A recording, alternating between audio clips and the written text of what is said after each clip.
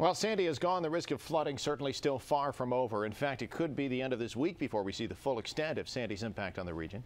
John Gonzalez is in Old Town Alexandria, where high tide brought high fears just a short time ago. John?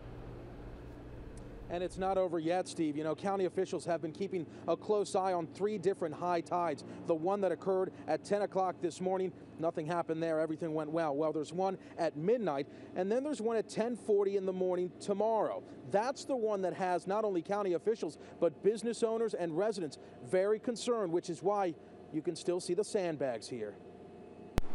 It is a nervous waiting game here in Old Town Alexandria. Some ready for it all to be over. On this storefront, Sandy, Sandy, go away, come again, no other day. We had to jump off the stoop to avoid the Potomac. With all the rain and runoff, the swollen Potomac River has had no choice but to jump its banks. Hours after the height of the storm and well before last evening's high tide, 2 bouts of flooding, in fact, caught many here off guard. It started coming in fast enough you could watch it. Leaving work at about 7 o'clock last night, we had water all the way up to our first step. So we kind of bolted some wood and some plastic sheeting. Businesses and residents have had to lay down sandbags and board up the windows and doors more than once. It comes from both directions, up King and up Prince. So yeah, you just got to keep an eye on it. Trying to avoid guessing wrong again, some businesses have decided to leave them and remain closed for the day. Others actually forced to wait for an inspection due to the flooding before they can reopen.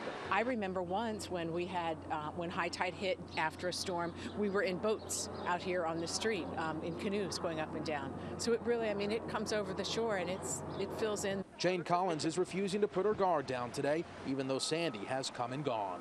When we do hear warnings about flooding, people just, evacuate. They may move their items to the 2nd floor of their townhouse if they live down here near the water.